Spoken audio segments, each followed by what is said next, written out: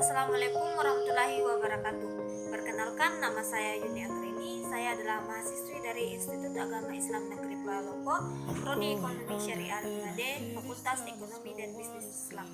Baik, adapun tujuan saya membuat video ini yaitu untuk memenuhi ujian tengah semester dari mata kuliah Perekonomian Indonesia. Adapun materi yang akan saya bahas yaitu tentang sektor pertanian.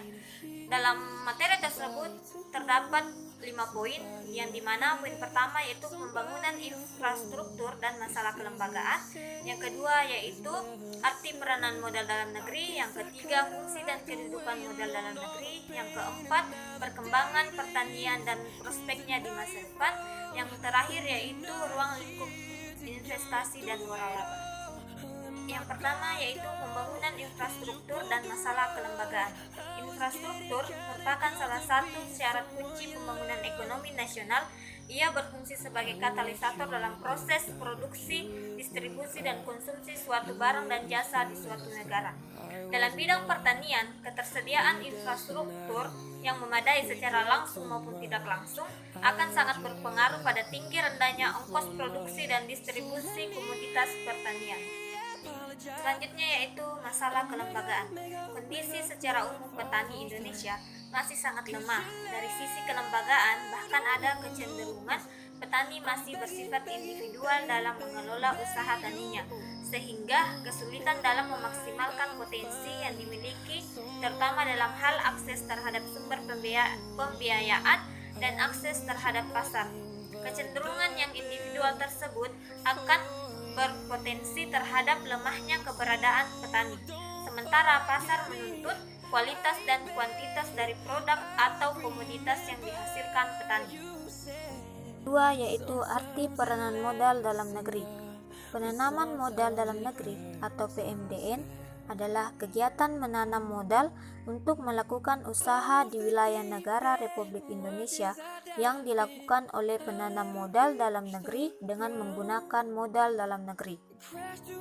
Ketentuan mengenai penanaman modal diatur di dalam Undang-Undang Nomor 25 Tahun 2007 tentang penanaman modal. Penanaman modal dalam negeri dapat dilakukan oleh perseorangan WNI, badan usaha negeri dan atau pemerintah negeri yang melakukan penanaman modal di wilayah negara Republik Indonesia.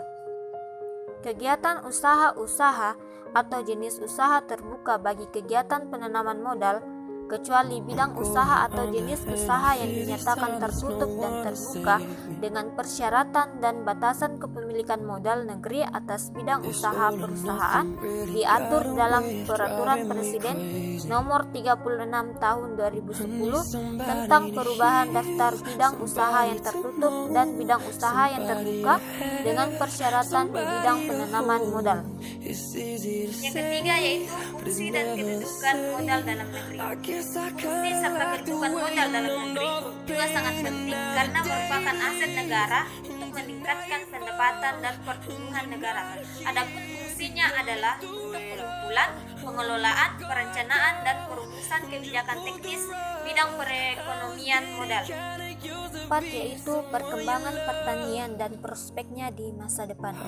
Dengan adanya spesialisasi dalam kegiatan budidaya sebagai akibat pengaruh perkembangan di luar sektor pertanian dan adanya perbedaan keterampilan atau skill dalam masyarakat serta terbukanya hubungan lalu lintas antar daerah.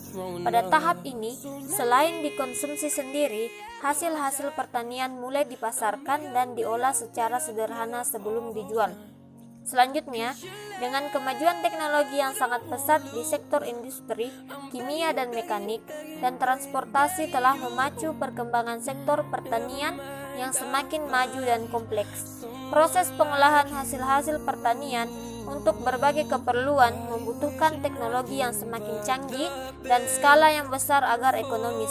Melalui pengolahan, produk-produk pertanian menjadi lebih beragam, penggunaan dan pemasarannya menjadi lebih mudah, stable, dan transportable, sehingga dapat diekspor. Kemajuan dan modernisasi dalam sektor pertanian bisa terjadi jika petani sebagai pelaku utama sektor ini responsif terhadap perubahan. Pelaku sektor ini juga harus mandiri dan adaptif dalam mengaplikasikan inovasi dan teknologi baru. Pergerakan cepat teknologi saat ini memang perlu ditangkap dan diinisiasi para pelaku sektor pertanian kita. Digitalisasi juga telah merasuki semua aktivitas dari sosial, pendidikan, hingga ekonomi. Kecanggihan teknologi membuat semua sektor berevolusi menjadi cepat dan presisi. Sektor pertanian juga turut dipacu untuk mengadopsi revolusi teknologi tersebut. Yang terakhir yaitu ruang lingkup investasi dan waralaba. Investasi merupakan pengeluaran modal untuk pembelian aset fisik seperti pabrik, mesin, peralatan, dan persediaan, yaitu investasi fisik atau real. Ruang lingkup berinvestasi di Indonesia tidak akan terlepas dari 9 sektor ekonomi yang merupakan potensi dan aset nasional.